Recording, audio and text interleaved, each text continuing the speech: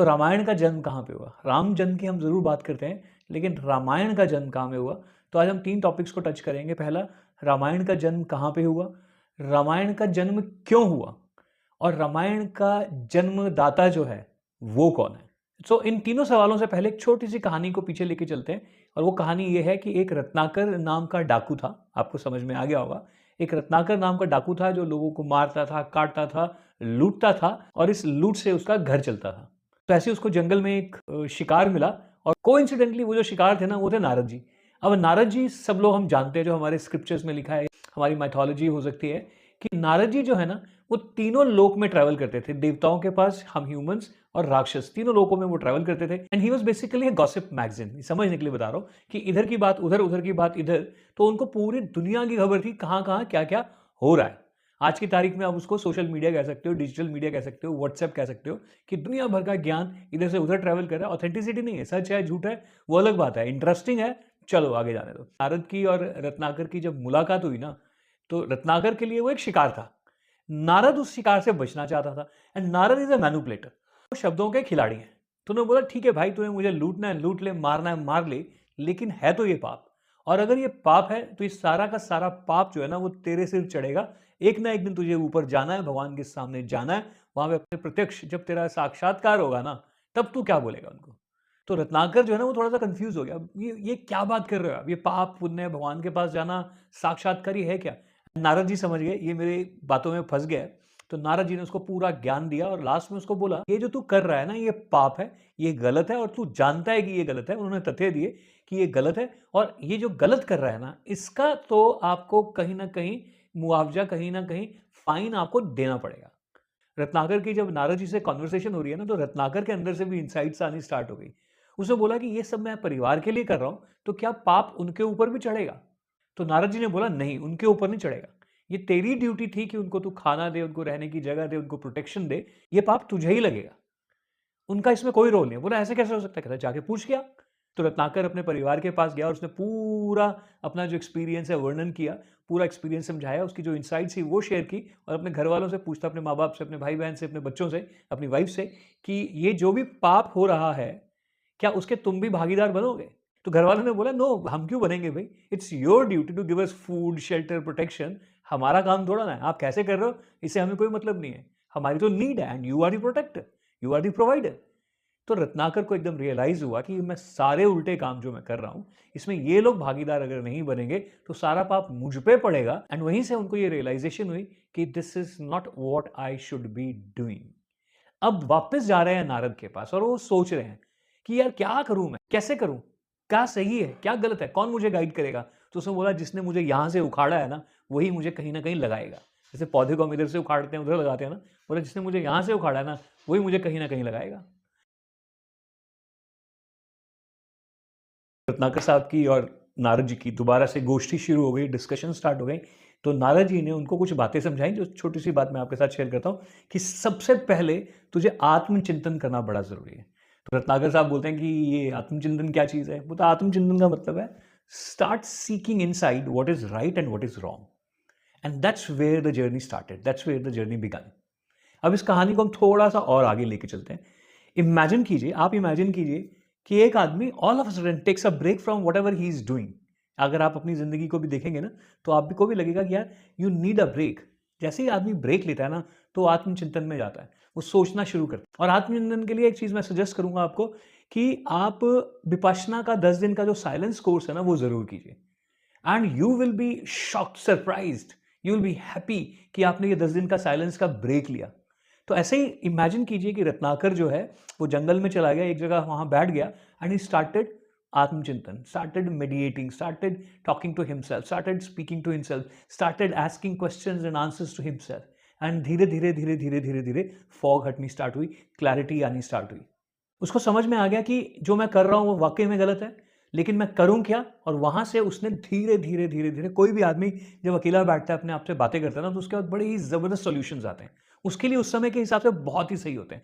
तो उसके अंदर जितनी भी उथल पुथल चल रही थी, जितना भी केओस था, जितनी भी युद्ध की स्थिति थी ना, उसमें से बाहर आते आते आते आते आते रत्नाकर जो है ना, वो वाल्मीकि हो गया। वाल्मीकि शब्द को भी आप पकड़ना, वो बाद में हम बात करेंगे। तो रत्नाकर के अंदर जितनी भी परेशानियां चल रही थी ना, जितनी भी क्योस थे, जितना भी युद्ध चल रहा था ना, उसमें से बाहर आते आते रत्नाकर जो है धीरे धीरे धीरे धीरे वाल्मीकि हो गया। उसको रियलाइज हो गया कि what I was doing was definitely wrong and what I should be doing it's not clear. Now he wanted some clarity there. और जब उसने वहां पे उस क्लैरिटी में लिखना स्टार्ट किया तो वहां से कुछ बातें निकल के आई जो रामायण का हिस्सा बनी। तो रामायण का जन्म कहां पे हुआ? रामायण का जन्म वाल्मीकि के हृदय में हुआ, उस ट्रांसफॉर्मेशन में हुआ। और वो युद्ध की स्थिति से निकलने के बाद हुआ, क्योस को छोड़ने के बाद हुआ, और वहां से एक प्योर आत्मा, प्योर रियलाइजेशन हुई। और उसने प्योर रियलाइजेशन को जब समझना स्टार्ट किया, of course Ratnakar was not a scholar, उसको लिखना नहीं आता था, फिर भी उसने रामायण कैसे लिखी वो मैं आपको बता रहा हूं। आपको इमेजिन करना होगा, क्योंकि ये बहुत पुरानी बात है और मेरी भी कॉमन सेंस ये कहती है। मैं ये नहीं बोल रहा हूँ कि ऐसा ही हुआ है और मैं वहां पे प्रत्यक्षदर्शी था, मैं वहां पे था और मैं सब देख रहा था, ऐसा तो है ही नहीं। तो ये मेरी कॉमन सेंस कहती है कि आज से 2500, 3000, 5000 साल पहले एक्चुअली क्या हुआ, और या जितने भी साल पहले, मैं नंबर्स में नहीं जाऊंगा, मैं सिर्फ और सिर्फ मेरी जो अप्रोच है वो कॉमन सेंस की अप्रोच है। Common man's approach is a common sense approach, right? So coming back to the point, एक आदमी परेशानियों से निकला, केओस से निकला, डिस्टर्बेंस से निकला, एक युद्ध की स्थिति से बाहर आता है। और जैसे ही युद्ध की स्थिति से बाहर आया, उसका बेस्ट एग्जांपल आपने देखा होगा कि चांडाल अशोक है ना, अशोका दी ग्रेट, जब उसने इतनी मारकाट देखी तो वो बुद्ध हो गया। तो हर किसी की जिंदगी में होता है कि जब हम एक्सट्रीम देख लेते हैं ना, तो हमारी रियलाइजेशन वहां से स्टार्ट होती है। तो ऐसे ही रत्नाकर जब वाल्मीकि बना ना, वहां से उसकी जर्नी स्टार्ट हुई। अब जर्नी स्टार्ट होने के बाद आदमी सबसे पहला सवाल क्या करता है? अब मैं क्या करूं? जो मुझे आता था वो तो मुझे करना नहीं है, और जो मुझे करना है वो शायद मुझे आता नहीं है, तो मैं करूं तो करूं क्या? तो वहां से उसने एक राइट पर्सन की लाइफ कैसी होनी चाहिए, इस लिमिटेड जिंदगी में जिंदगी के बेस्ट एक्सपीरियंसेस लेने हैं, या जिंदगी के राइट सही एक्सपीरियंसेस लेने हैं, तो उसके लिए उसको क्या क्या करना चाहिए चल रहा है, ये सब उसके दिमाग में चल रहा है कि क्या करना चाहिए, क्या सही है, क्या गलत है, कैसा होना चाहिए। एंड धीरे धीरे धीरे धीरे धीरे धीरे रामायण का जन्म होना शुरू हो गया। तो रामायण सबसे पहले कहां पैदा हुई? रामायण का सबसे पहले जन्म कहां पे हुआ? वाल्मीकि के हृदय परिवर्तन की स्टेट में, स्टेज में। और इसीलिए एक बड़ा खूबसूरत शब्द आपको सीखना समझना चाहिए, which is called as transformation. Transformation शब्द अंग्रेजी में भी कितना दमदार है।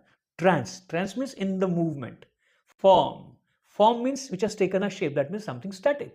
सो मूवमेंट एंड स्टैटिक का मर्जर क्या है? वही परिवर्तन है। तो उस परिवर्तन में रामायण का जन्म हुआ। कहां पे? रत्नाकर जब खत्म हो रहा था और वाल्मीकि जब जन्म ले रहा था, उस ट्रांसफॉर्मेशन में, उस परिवर्तन में रामायण पैदा हो रही थी। अब रामायण तो पैदा हो गई। रामायण पैदा होने का मतलब क्या है? पूरी किताब पैदा नहीं होगी। रामायण पैदा होने का मतलब है कि फंडा क्लियर हो गया कि लाइफ में एक अच्छी जिंदगी जीने के लिए, जिंदगी को बढ़िया तरीके से एक्सपीरियंस करने के लिए कैसा व्यक्तित्व होना चाहिए, कैसी पर्सनालिटी होनी चाहिए, कैसा माहौल होना चाहिए, और ये व्यक्ति, ये व्यक्तित्व अपने आसपास कैसा माहौल रखेगा, राम राज्य कैसे हो सकता है। तो यहां पर वाल्मीकि जी को फंडा क्लियर होना स्टार्ट हो गया कि मैं जो जी रहा था, जो रत्नाकर था, वो तो नहीं चाहिए। होना क्या चाहिए? वहां से रामायण को लिखना शुरू किया। अभी उन्होंने कागजों पे नहीं लिखा, उस जमाने में कागज नहीं थे, पत्रों के ऊपर, बोलते हैं ताड़ के पत्रों के ऊपर लिखा जाता था। वो क्या टेक्नोलॉजी थी उसके बारे में भी हम जरूर बात करेंगे। अब लेकिन अभी आप बेसिक समझिए, फिर मैं आप कंप्लीट भी बताऊंगा। अब मेरा आपसे सवाल यह है कि आपने अमिताभ बच्चन की फिल्में देखी है ना, तो उसमें एक चीज नोटिस की होगी कि जहां पर उसको एंग्री यंग मैन दिखाना ना, जहां पे वो बदले वाला दिखाना ना, तो वहां पर उसका नाम होता है विजय। और जहां उसको सॉफ्ट प्रोफेसर दिखाना है, एक अच्छा इंसान दिखाना है, अपने भाई बहनों से प्यार करने वाला दिखाना है, तो वहां पे उसका नाम होता है अमित। और धर्मेंद्र को जहां पे चोर दिखाना है, वहां पे उसका नाम या तो रंजीत होगा या राका होगा। शाहरुख खान को जहां पे रोमांटिक बॉय दिखाना है, रोमांटिक हीरो दिखाना है, वहां पे उसका नाम राहुल होगा। नाम तो आपने सुना ही होगा। तो कथाकार को, स्टोरी लिखने वाले को पता होता है कि उसने अपने कैरेक्टर को क्या नाम देना है जिससे इंपैक्ट ज्यादा है। उस जमाने के हिसाब से हम मानकर चलें तो नाम जो रखे जाते थे, हर नाम का कोई ना कोई मतलब, मकसद, मीनिंग जरूर होता था। तो अब रामायण कहां पैदा हुई? उस ट्रांस में पैदा हुई, उस परिवर्तन में पैदा हुई। अब उस रामायण के एसेंस को समझाने के लिए क्या चाहिए? कुछ चरित्र चाहिए, कुछ कैरेक्टर चाहिए, जिनके दम पे कथा बनेगी, कहानी बनेगी। एंड इसीलिए रामायण जो है वो महान गाथा बन गई, एक बहुत ही कमाल की कहानी बन गई, एक जबरदस्त कथा बन गई, जो आने वाले टाइम में आप और हम जैसे लोगों के लिए एक मैनुअल बन के आया, जिसकी बात मैंने शुरू में की थी। तो अब वापस वाल्मीकि के पास चलते हैं, वाल्मीकि जी के आश्रम में चलते हैं। और अभी रामायण कागजों पे नहीं लिखी गई है, पत्तों के ऊपर नहीं लिखी गई है। अभी रामायण कहां चल रही है? यहां पे चल रही है। तो रामायण का जन्म कहां पे हुआ? परिवर्तन में हुआ, वाल्मीकि के हृदय में हुआ। अब वहाँ पे क्या हुआ, वहाँ पे कैरेक्टर्स बन रहे हैं, वहाँ पे एक हीरो बनाया जा रहा है, जिससे वाल्मीकि जी समझाने की कोशिश करेंगे कि हमें अगर सही ज़िंदगी जीनी है, राइटियस ज़िंदगी जीनी है, मर्यादा के हिसाब से ज़िंदगी जीनी है, तो ये मेरा कैरेक्टर होगा। एंड धीरे धीरे धीरे धीरे धीरे धीरे स्टोरीज उसके आसपास बिल्ड होनी स्टार्ट होगी कि मेन कैरेक्टर कैसे होगा, उसके माँ बाप कैसे होने चाहिए, उसके आसपास का माहौल कैसा होना चाहिए। जब तक नेगेटिविटी नहीं दिखाएंगे तब तक पॉजिटिविटी की पावर समझ में नहीं आएगी।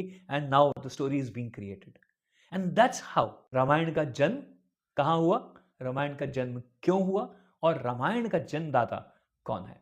इन तीनों के अगर आपको जवाब मिल गए तो कमेंट बॉक्स में जरूर लिखना कि रामायण का जन्म कहाँ हुआ, रामायण का जन्म क्यों हुआ और रामायण के जन्मदाता कौन है।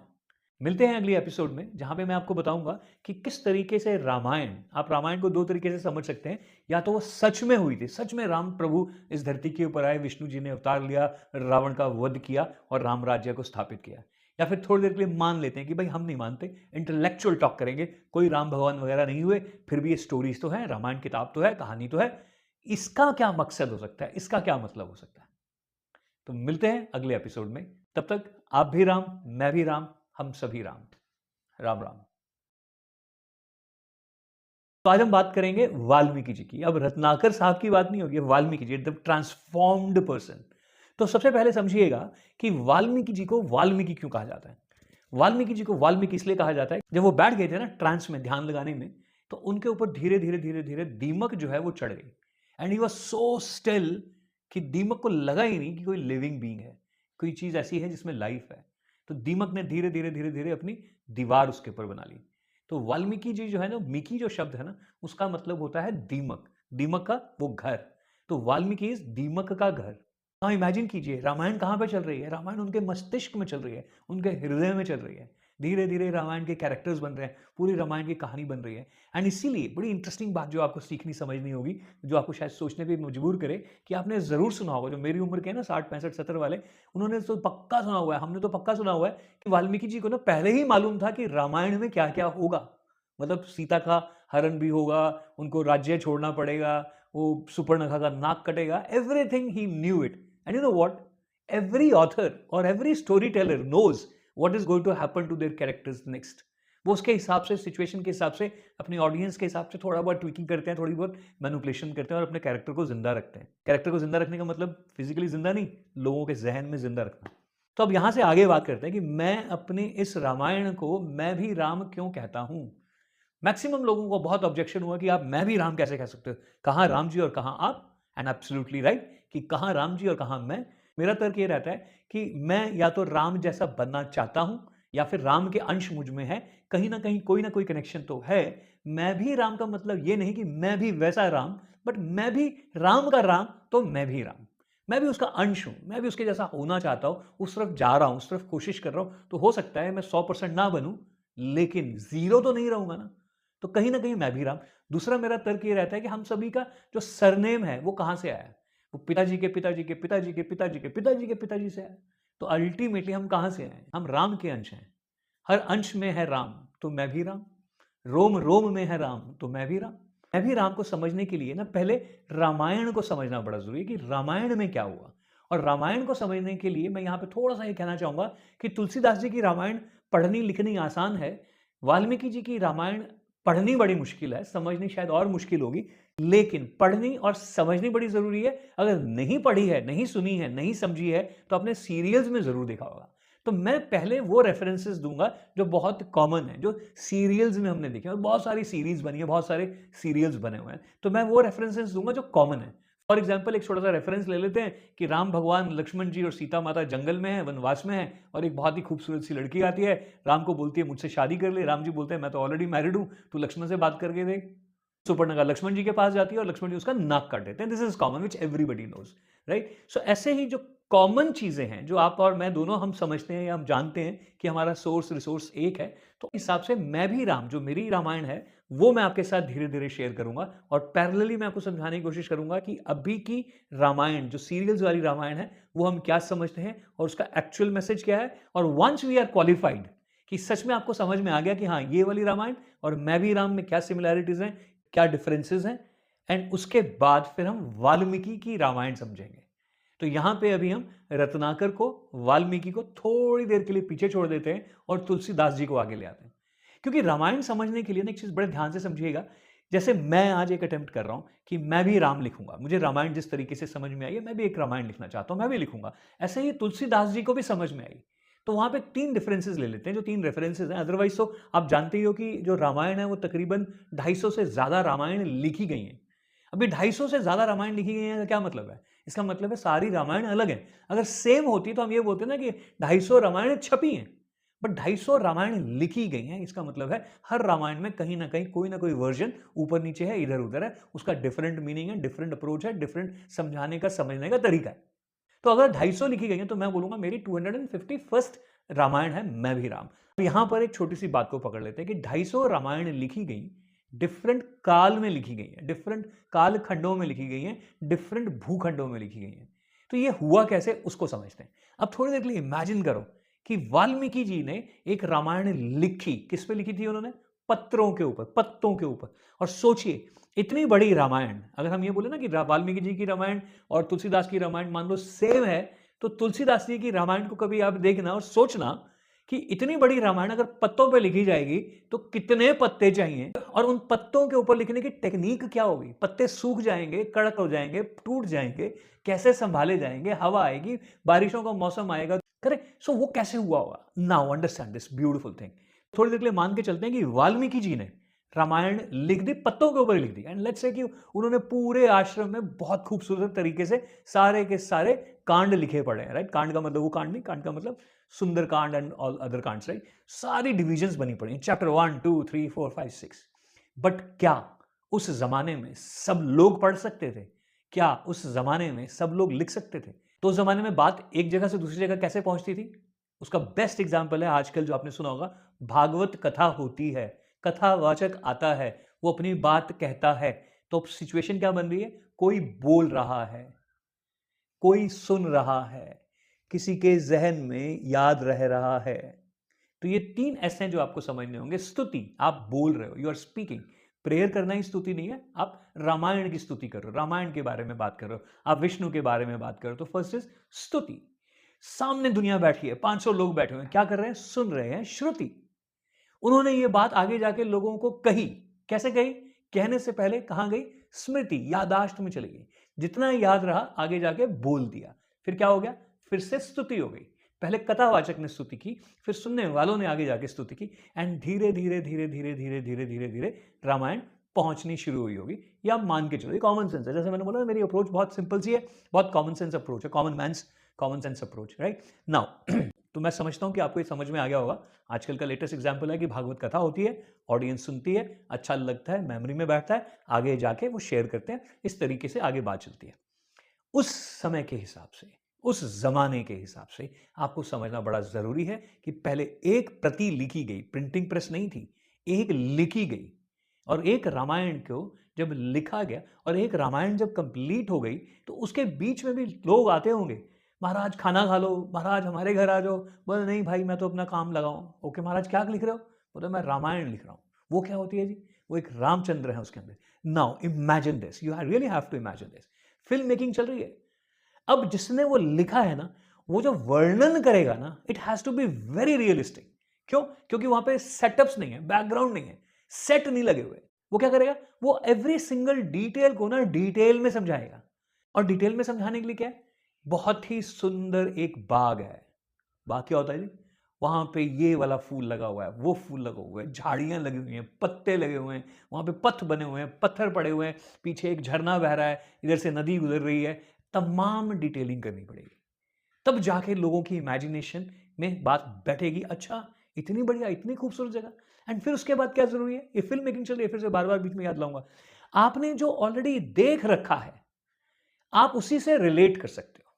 फॉर एग्जाम्पल कि किसी ने जिराफ नहीं देखा, क्योंकि जिराफ शायद इंडिया में होते नहीं है, मुझे मालूम नहीं, बट मान के चलते हैं पहाड़ों में किसी ने जिराफ नहीं देखा। अब आप उनको समझाओगे ना कि यार जिराफ मालूम है कैसा होता है, उसकी ना बहुत लंबी गर्दन होती है। बोले लंबी गर्दन तो हमारी भी है। बोले नहीं इससे तो बहुत लंबी होती है। बोले किससे लंबी होती है? वहां पे कॉमन रेफरेंस पॉइंट आएगा। तुमने घोड़ा देखा है? बोले नहीं घोड़ा भी नहीं देखा। अच्छा तूने बकरी देखी है? बोले हाँ बकरी देखी। कुत्ता देखा है? हाँ कुत्ता देख। बस बस बस ये हमारा रेफरेंस पॉइंट हो गया ये जो कुत्ता है ना, इसको इतना ऊंचा कर दो तो घोड़ा होता है। बोला अच्छा, वेरी गुड, अब समझ में आ गया, कुत्ते से 10 गुना चौड़ा लंबा ऊंचा जो होता है ना वो घोड़ा होता है। Okay, understood.